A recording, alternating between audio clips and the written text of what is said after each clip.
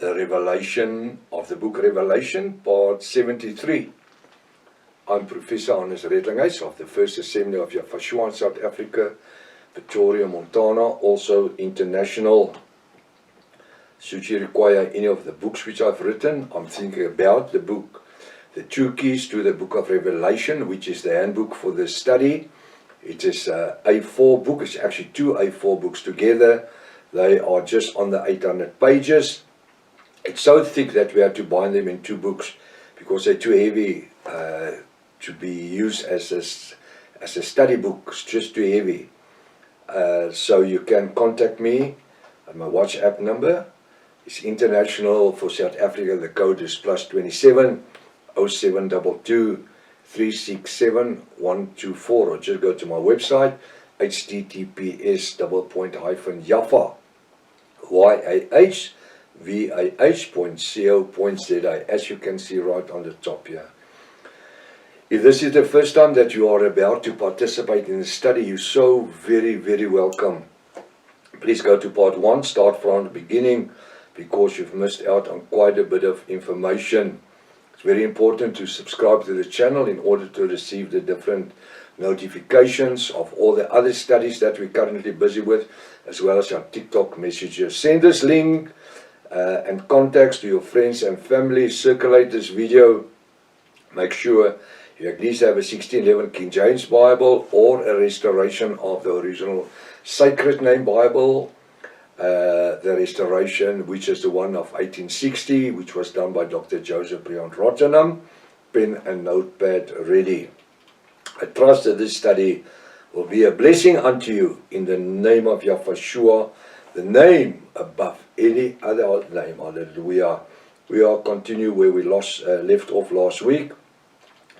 The time of the Gentiles. Hallelujah. The time of the Gentiles have started nearly 2,000 years ago when Yafashua stopped at the well speaking to the Samaritan or the Gentile woman, offering her the water of life. Hallelujah. According to John 4 verse 9, you can read it. Yafashua's ministry was 3 years, you know by now, 2 years only to the nation of Israel. He said, do not feed the bread to the little dogs. Who's the little dogs? It was the Gentiles. The bread of life. Hallelujah. And then they would not accept Yafashua as the Messiah, Redeemer and King. And then Father turned Yafashua's ministry in the last year, the third year of his ministry. 2 years have passed, ministering to Israel. Now he's ministering to the Gentiles. John 4 verse 9. He asked the woman, give me water and I shall give you water. A fountain of living water will spring from within into eternity. Hallelujah. He offered her the water of life. And from that day, it was exactly a year before the crucifixion, until today, in 2026, excuse me. It's late night in the studio here, and it's a bit, we have the transition of the seasons, so it's a bit cool. So just bear with it, it's natural. So what does he do? He offers the waters of life, eternal life. This is known as the dispensation of grace. Until today, we live in the dispensation of grace. And grace has a name. His name is Yafashua. Hallelujah. When will the dispensation of grace come to its end? What do you say? The day that the Roman Catholic Pope, the peacemaker of this world, will break the covenant. Actually, it is the Black Pope, which will break the covenant. He says, who is the Caesar of the Roman Empire? I will make a study of that in English. I'm currently busy with it in Afrikaans. He says, when the peacemaker of this world will break the final covenant according to the diagram. So what will happen when the covenant is broken? 7 years, point A, point B, point C, point A, point B, point C. 7 years, 2,520 days. It's 84 months, and also the middle of it is 3.5 years. 3.5 years makes 7 years. 2,520 is 1,260, 1,260. 42 months, time and a half time. 3.5 years, 3.5 years. The middle of it, according to Daniel 9:27, he shall break the covenant. He says, and the sacrifice shall cease. The great tribulation has to start when the sacrifice, when the covenant was made. No, it will cease when the offering will stop to exist. Then the great tribulation will start to exist. The bride and the Ruach HaKodesh will be drawn into heaven. So that moment that the coming of Yahshua, the Parosha in Greek, will happen, then the time of the Gentiles will be fulfilled. We are living today, the last 2,020 years, we're living in the time of the Gentiles. Gentiles is coming to repentance. The Bible says those that's been no family, those that be no nation, are now part of the bride of Yahshua. Understanding the above information and figurative speech, we will now study the following scripture. Yahshua was about to restore his kingdom on earth. Did you know that? Did you know that? When reading the New Testament scripture, you must understand that the scripture is actually the fulfillment of the Old Testament prophecy according to Zechariah 9 verse 9. Make a note. First read Zechariah 9 verse 9. Then Matthew 21 verse 5. Matthew 21 verse 5 is the fulfillment of the prophecy of Zechariah 9 verse 9. It says in Matthew 21 verse 5, tell ye the daughters of Sion, behold. Sion is Israel. Thy king cometh unto thee, thy king, Savior, Redeemer, meek and sitting upon an ass, and a colt, the foal of an ass. When Yahshua was riding on this ass towards Jerusalem, what has happened? People were worshipping him, palm trees, branches. They were hitting, shouting, Hosanna, Hosanna, to him who's coming in the name of Yahweh. Alright, let's understanding the meaning of this scripture. I'm just going to read verse 5 again. Tell ye the daughters of Sion, behold, Sion is Israel. Behold, thy king cometh unto thee, meek and sitting upon the ass, and a colt, the foal of his ass. Understanding the meaning of the scripture, we need to know that on this day, Israel through Yahweh Almighty was going to restore the Jewish nation according to Zechariah 9 verse 9 and onwards. Because the people spread their garments and branches of palm trees on the road in front of Yahshua riding on an ass. This was a sign of the respect showing to a king, the Messiah of the nation of Israel. After this incident, Yahshua preached unto the kingdom not to build with hands. Immediate after this time that happened, he changed his mission. He changed his preaching. Preaching of a kingdom not built with hands. Let's read Ephesians 6 verse 12. Ephesians 6 verse 12. For we wrestle not against flesh and blood, even we today, in 2026, but against principalities, against powers, against rulers of the darkness of this world, against spiritual wickedness in high places. If we can get tangled up, we can test our strength. But the Bible says, we wrestle not against flesh and blood,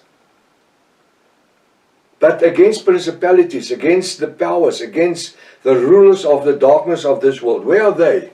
Are they in the sky? No. They're here. My soul's dimension. This is where the battle occurs every day. And this is where we win the battle or we lose the battle.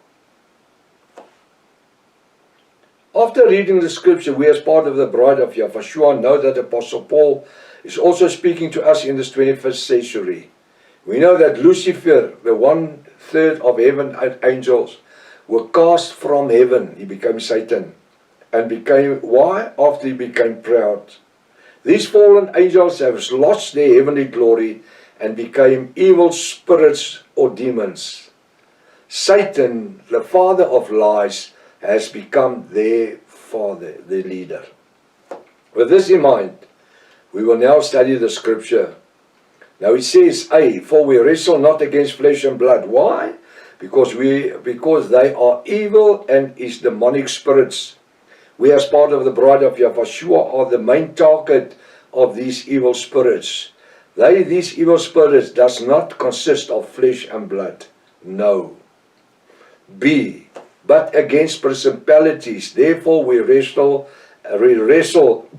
against principalities, spirits. Against power. We wrestle against powers. Against the rulers of the darkness of this world. Therefore, we wrestle against the rulers of the darkness. Against spiritual wickedness, Satan's in high places. Therefore, we wrestle against spiritual wickedness in places. For the bride of Yahushua, I have the answer for all of these above. The word of Yahweh our Elohim declares, we wrestle not against flesh and blood. Listen, we wrestle not against flesh and blood. We don't do arm wrestling. This then is a simple battle which Yahushua have already won on the cross of Golgotha 2,000 years ago. How wonderful is that? We don't need to go and die on a cross. The word says, be holy as I am holy. He has declared Satan. He has unveiled him. He set him in front of us to see him naked. All we as part of the bride of Yahushua need to do is walk in holiness. He says, be holy, for I am holy. These principalities and powers have been conquered by the blood of Yahushua through his death, burial, and resurrection. As Paul explains, we walk not by sight, by faith in Yahushua. Hallelujah. We don't build on what we see. We build on what we experience in the Spirit. Hallelujah. Knowing that Yahushua has already conquered Satan. The ruler, principality, evil spirits of this world from high places have all been overcome on the cross at Golgotha's hills. The day Yahushua died for our sins. The bride of Yahushua, 1 John 4 verse 4. 1 John 4 verse 4. Ye are of Yahweh our Elohim little children, and have overcome them, because greater is he that is in you than he that is in the world. Now this scripture refers to the bride of Yahushua. You are Yahweh our Elohim little children. We are what? We are the creator of heaven and earth's little children. And as a father, when somebody is aggravating your small child, your little children, immediately you will be on your 2 feet and you will do what is necessary. Not for your child to be offended. You are of Yahweh your Elohim, little children. Apostle John refers to the bride of Yahushua as little children. Why? Because we can never depend upon ourselves. Hallelujah. We are dependable upon the power of Yahweh through Yahushua and the Ruach HaKodesh. No, we are like little children. We are not little children. In the spirit, we are giants. Through the resurrection power of Yahushua. We are dependable upon the Ruach HaKodesh to lead and to guide us every day of our lives. How wonderful. And have overcome them as part of the bride of Yahushua through his blood. We have overcome every evil spirit in the world. Why? Because greater is he that is in you, who lives within us, the Ruach HaKodesh, Yahweh our Elohim, and Yahushua. Hallelujah. That Satan that is in the world, that is an assurance to know that Yahweh our Elohim through the blood of Yahushua has redeemed us from sin. Now we are the temple of the Ruach HaKodesh because they live in us. The Bible says he does not live in temples made with hands. Churches and synagogues and cathedrals and stadiums and you can name it what you like. He says your bodies is the temple of the Ruach HaKodesh. The spiritual struggles will range until Yahushua appears to take his bride home. That is when he will appear on the clouds at the end of Revelation 3:22, when the parousia will occur, the coming of Yahushua for his bride. Oh, what a day that's going to be. It's very important to always remember what will happen in the middle of the week when the final covenant is broken by the Roman Catholic Pope. Daniel 9:27, and he, that's the Roman Catholic Pope, shall confirm the covenant with many, the nation of Israel, for 1 week, 7 years. And in the midst or the middle of the week, or the 3.5 years, or of the 7 years, which is 3.5 years. That's Daniel 9:27. Do we have it? It's A, covenant formed. B, end of the 7-year period, 2,520 days. 7 years, 84 months. The final week of Daniel, 70 weeks. I have this on a diagram, which I'm showing you, that can fit on your cell phone, which is made in a professional way. Should you require to have it, all you need to do is send me a WhatsApp. Say, Prof, just send me the timeline diagram, free of charge. So what do we have? A, form of covenant. B, the end of the covenant, the middle of the covenant. Now people like Pastor John Hagee says, oh, when the covenant is formed, that is when, this is when the Great Tribulation will start. No. It's not. The Bible says the first 3.5 years is a time of false peace. Why? 1 Thessalonians 2 verse 1 to 17 says that he will sit in the temple presenting himself as God, offering unto Israel office. In the Great Tribulation? No. Time of false peace. As the bride, we are on earth, we know. But when the covenant will be broken, when the Bible actually says, you must actually read Daniel 12 verse 11. This is what Pastor Hagee and the other guys miss. They can't even read. What does Daniel 12 verse 11 says? He says, and when the sacrifice is ceased to exist, this 3.5 years, he says, then it will be abomination upon desolate, great tribulation. And from where the covenant is broken, the first time or period, Daniel 12 verse 11, 1,290 days. So now suddenly we have a problem. Because if you have 1,260 days plus 1,290 days, you are 30 days over.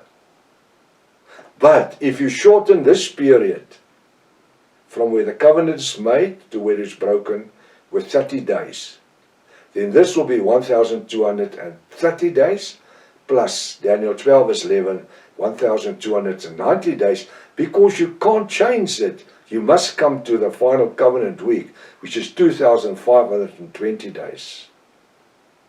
But all these churches and these massive preachers, they can't even allow themselves just to read the scripture, because it doesn't align with the Roman Catholic theology and dogma. You see, what does Father Jaffa do? He shortens the time of false peace.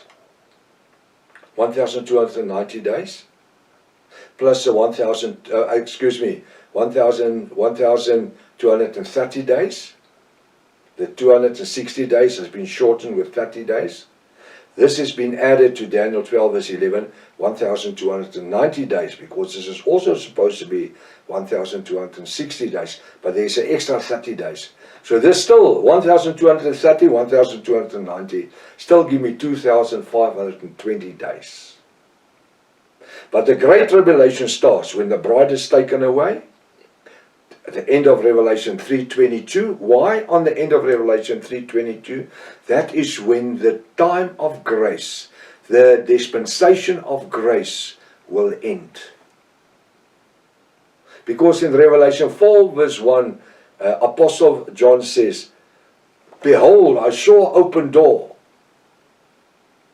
And after this, I saw an open door." Why is the door open in heaven? That's where the bride and the bridegroom went in, and the Ruach HaKodesh. According to 2 Thessalonians 2 verse 1 to 17, the Ruach HaKodesh and the Antichrist can't function together on earth at the same time. So that's when it's drawn away with the bride. The grace, the door of grace will be shut, and then the Great Tribulation will start. Now the problem is, so the whole Great Tribulation, which is supposed to be 7 years, is now only 1290 days. This is where the people do not understand the scripture. Daniel 12 verse 12 says, add 1335 days. 1335 days. Together, 2625 days. I take all this from my memory. 2625 days. 7 years and 105 days. You see, that's why, like Pastor Hagee, they've got to say, when the covenant is formed, the Great Tribulation will start. Because they don't know what to do with Daniel 12 verse 11, 1290 days, and Daniel 12 verse 12, 1335 days, 2625 days. There you have 7 years and 105 days Great Tribulation. Because this first 1230 days were a time of false peace. And that's why it is so important to get my book, The True Keys to the Book of Revelation, which is an A4 book, nearly 800 pages, with easy diagrams, straight lines, that explains everything in a childlike manner. So we know that the covenant will be broken not in the middle of the week, not in the middle of the week, but 30 days earlier. Now why does Father Jaffa move the middle of the week to my left-hand side, your right-hand side, with 30 days? Why? Because the human race is a funny thing. People knows the Bible, especially church people. They know the Bible. They know Daniel 9:27 says that he will form a covenant for 7 years. And in the middle of the week, the covenant will be broken. So the middle week, 1260 days. So what do? They're very clever. The moment that the covenant is formed and the Pope will go and sit in the temple sacrificing on behalf of Israel, then they will start counting 1260 days. So they will live in sin and they will do what they like to do till about, say, 10 days before or 20 days before the time is fulfilled. But you know what? Father Jaffa, and I'm going to say it with respect, is not stupid. So he's moved the goalposts, shortened the time of false peace with 30 days. So these guys that live in sin and think they're going to bluff Jaffa 10 days before the coming is not a rapture, the coming. There's a difference between coming and rapture. The coming is for the bride, the parosha, in Greek. So what will happen when he comes for his bride? He's going to surprise them. Because they will repent 10 days before the time is fulfilled. And then he's already come earlier. 30 days earlier. Well, in their term then 20 days earlier. The coming has occurred, so they've been left behind. How easy is that to understand? The time is shortened to cut out the wise guys. The thing that they can bluff. The Holy Spirit, Yahweh and Yahshua. But the bride doesn't even worry about these timelines. Why? Because we live in holiness every day of our lives. Now it says 1 Corinthians 15, verse 51 to 58. He says, behold, I show you a mystery. What is a mystery? If I take this and I put my hand underneath this cloth, and I will ask you how many fingers am I showing, you will not know. Why? Because it's a mystery. You can guess anything between 1 and 5. And you open it, then I'm showing you 2. So this cloth is a mystery. It's covering this which is underneath the cloth is a mystery. But the moment that I open it and I show there's 3 or 5, it's no more a mystery. It's known. It becomes general knowledge. Now Apostle Paul says, 1 Corinthians 15, 51 to 58, behold, I show you a mystery, speaking to the bride. We shall not all sleep, but we shall all be changed. Hallelujah. Behold, I show you a mystery. Apostle Paul explains that this scripture is a mystery. Now I've explained what is a mystery. It's something that is sealed up. Something that is covered up. Something that is not understandable. Something which is not known. That is a mystery.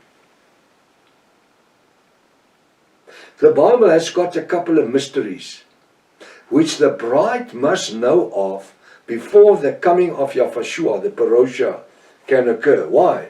Because a bride and a bridegroom, if they want problems in their marriage, they must have mysteries and they must have secrets before they get married.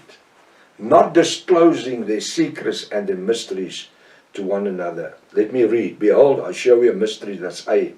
As Apostle Paul explains that this scripture is a mystery. What is a mystery? Everything that is unknown or sealed or called a mystery. The same happened when the archangel Michael brought Daniel the revelation of the end time. Listen to this. And Yahweh Almighty instructed the angel to seal it up, make it a mystery, until the end of time when he will reveal it through his servants. Now where do you get that information? Go to Daniel 12, chapter 12, verse 1 and read it up to verse 13.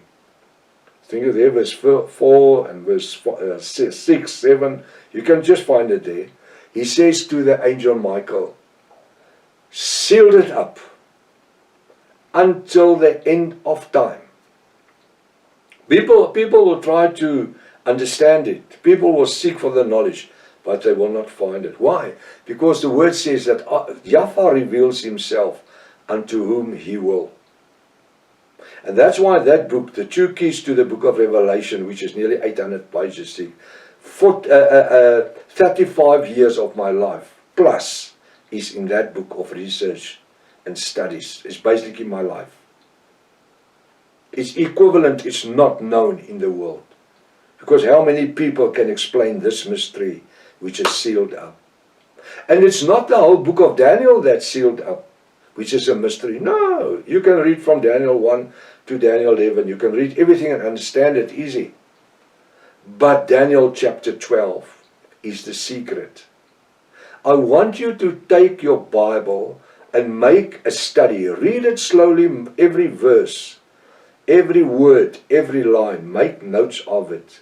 Especially when you come to Daniel. Well, it will say, it will show you there that it is sealed.